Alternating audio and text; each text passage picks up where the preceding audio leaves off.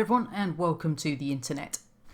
What we're going to be doing in today's lesson is having a look at a measurement called the mole in chemistry. So what we're hopefully going to be able to do by the end of this lesson is describe what a mole is and also use it in some kind of calculation. To start off though, we've got 4 questions based around our previous lesson, so have a go at answering those 4 questions in your books for me.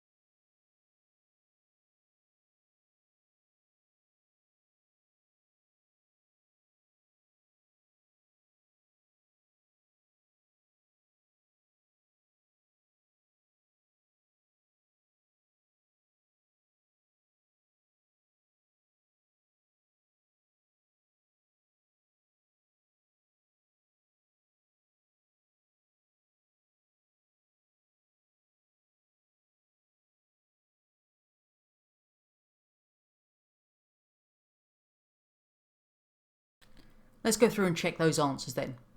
Question 1. The test for carbon dioxide is lime water, 1 mark. Goes from colourless to cloudy, 2nd mark. You've got to have the word colourless, otherwise no mark. If instead of cloud you wrote milky, then you can have the mark for that too. Question 2. A lit splint makes a squeaky pop when we've got hydrogen present, 1 mark for that. Question 3. We test for oxygen because a glowing splint will relight.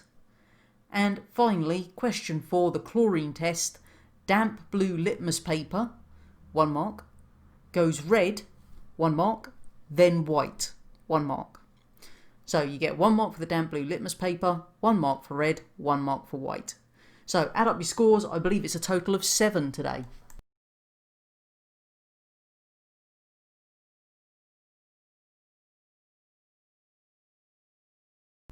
the first thing we need to do is understand some definitions. So what we've got on screen here are the two key definitions we need to know for this part of the lesson. We've got the definition for mole and we've got the definition for the Avogadro constant. When we're talking about a mole, what we're referring to is the amount of a substance that contains the same number of entities as there are in atoms in 12 grams of carbon-12. Now, where we refer to this word entity, that could be an atom, an ion, or a molecule. It really doesn't matter, they're interchangeable for this bit. So, quite simply, 1 mole of a substance will contain the same number of entities as there are atoms in 12 grams of carbon-12, and we give it the unit of mole, MOL. When we talk about our second definition, the Avogadro constant, then this is the number of entities, again atoms, ions or molecules, in 1 mole, and it's equal to the number of atoms in 12 grams of carbon-12. And it's got a very particular number, which is 6.02 times 10 to the power 23. So these are two definitions you really do need to learn. And the one for mole, I'd suggest you learn pretty much verbatim, word perfect. So these are two things, again, I'd suggest you get a flashcard, put the word on the front, the definition on the back so you can learn it.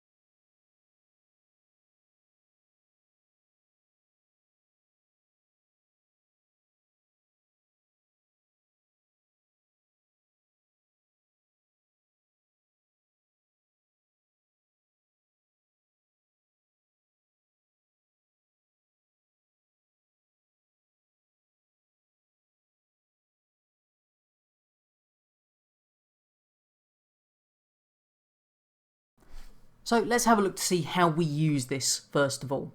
So an example question is in our top box on the screen there. How many atoms of aluminium are there in 2.54 mole? So what we know then is when we're working out the number of atoms, we need to use Avogadro constant. So 6.02 times 10 to the power 23. Now that's the number of those entities in a single mole, but we've got 2.54 mole. So what we do is 2.54, the amount in moles, times by the Avogadro constant, 6.02 times 10 to the power 23. If you type that into your calculator, then you will get the answer 1.52908 times 10 to the power 24. And that's how we do it. It doesn't matter whether it's atoms, ions, molecules, it's always the same thing. Amount in moles times 6.02 times 10 to the power 23. Write down the example in the top box for me and then have a go at the 3 underneath. Obviously, use a calculator. You don't have to do any of these calculations in your head. In all science papers, you are allowed a calculator. So get your calculator out and work out those 3 answers.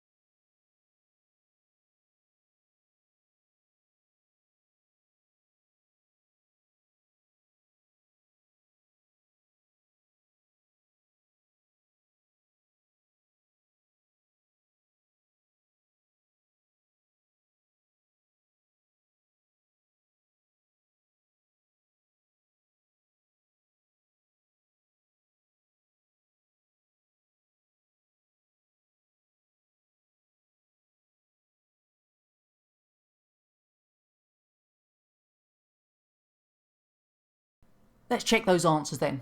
So for part A, you hopefully got 7.224 times 10 to the power 24, 1 mark for that one. Part B, 6.02 times 10 to the 23, didn't need to do anything there, it was just 1 mole. And then for part C, 3.01 times 10 to the power 23.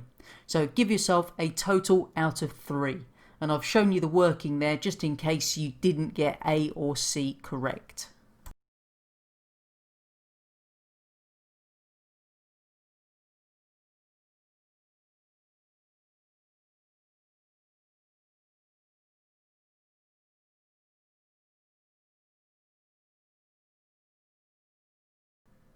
Our third definition for today is the phrase molar mass. Now, where we're talking about the molar mass, we're referring to the mass in grams of 1 mole of a substance. So this is the same as its relative atomic or relative formula mass, and it's got the units of grams per mole. So write down the definition for me first of all, and then you're going to have a go at calculating the molar mass of sucrose. So all we need to do is use our periodic table to find our relative atomic masses of the individual elements, and then we times it by however many atoms that element there are, and then we add it all together. So have a go at working out the molar mass of sucrose for me.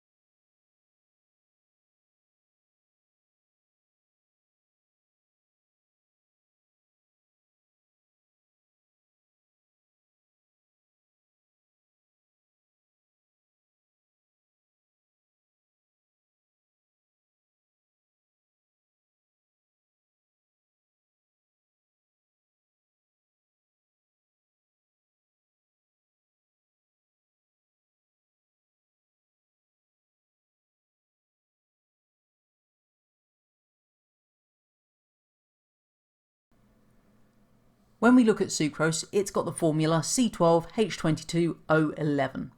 So the first thing we do is we get the periodic table out and we find carbon, which is on the right hand side in group 4. Now carbon has a relative atomic mass of 12, and remember the mass is the larger of the two numbers in the box.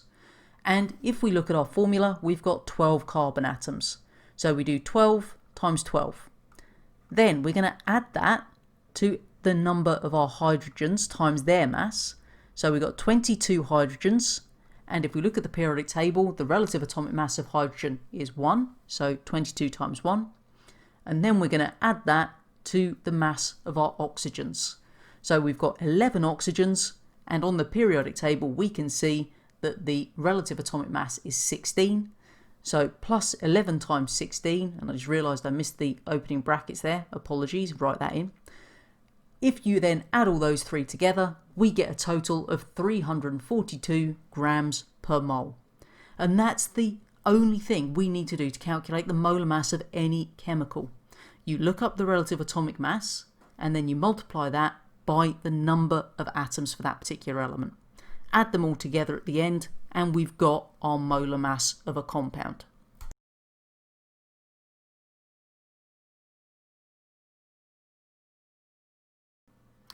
Your turn. Work out the molar masses for these 5 chemicals.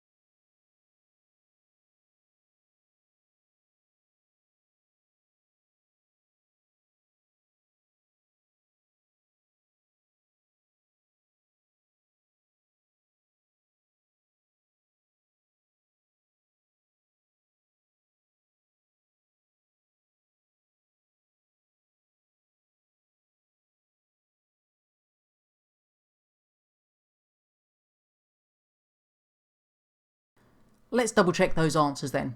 I'm not going to read out all of the working because I will sound like a really weird bingo caller, but I'm going to give you the answers. So question 1, 134. Question 2, 283.2. Question 3 is 58. Question 4, 212.3. And question 5 is 149. Obviously, if you got any of those wrong, have a look at the working that I've given you on the screen so you can see where you went wrong. And some of the common mistakes people make is they're not using the relative atomic mass, you're using the atomic number instead. So that could be one issue. Or secondly, you've multiplied something incorrectly. So double check and then give yourself a score out of 5.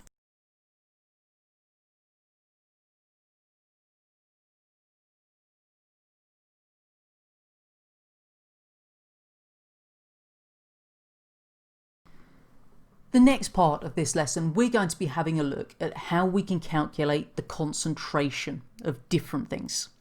And there are two ways that we can work out the concentration. The first one is to work out the concentration in grams per decimeter cubed, and the second one is we can work it out in moles per decimeter cubed. So we've got two different ways that we can do this.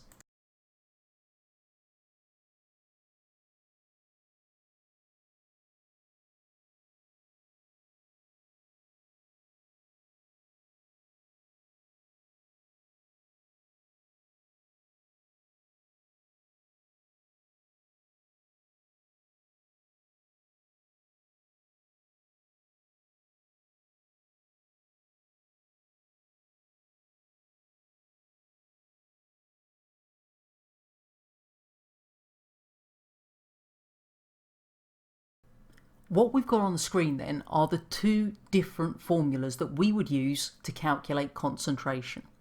So the one at the top is to work it out in grams per decimeter cubed, and all we do there is the mass in grams divided by the volume in decimeters cubed. And the second one is to work it out in moles per decimeter cubed. So all we do there is the amount in moles divided by the volume in decimeters cubed. So write those two down, and again I'd suggest we put these onto flashcards. So concentration in decimeters, grams per decimeter cubed equals on one side, and then mass in grams divided by volume decimeters cubed on the other side.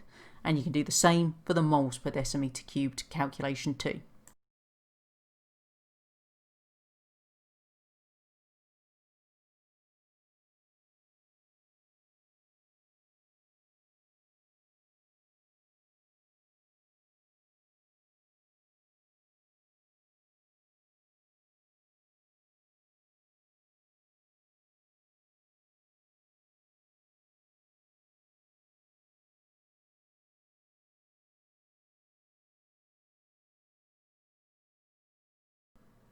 One of the things that you do need to be careful of is conversions.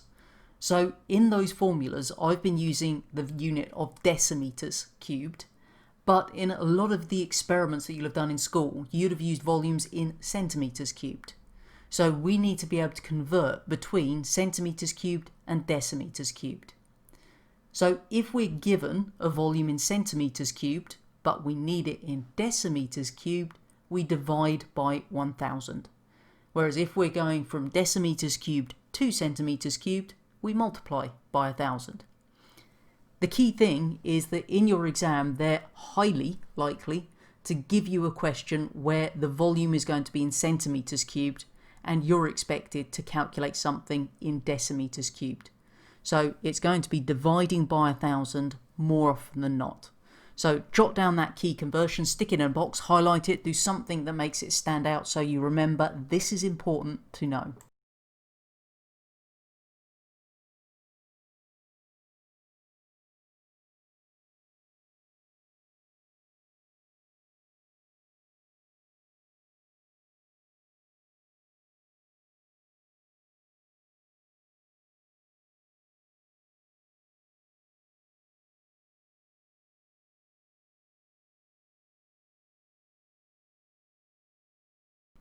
Let's see if you can put that into practice then. 3 questions for you to have a go at calculating concentrations.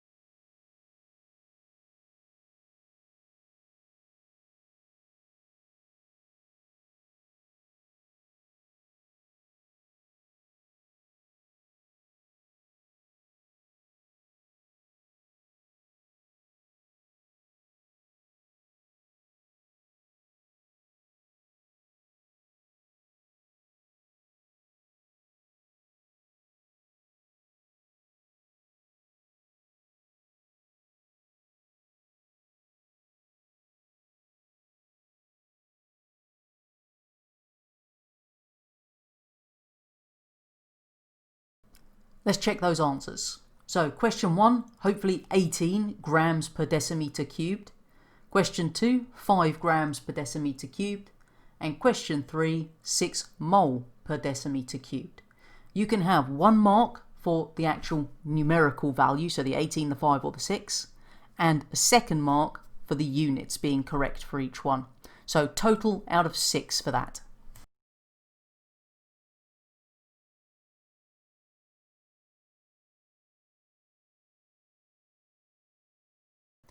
Final thing for today then are the plenary questions. So have a go at answering these 4 questions in your books. I'll leave this up for about 4 minutes today, but as always, if you need longer, hit pause and take as long as you need.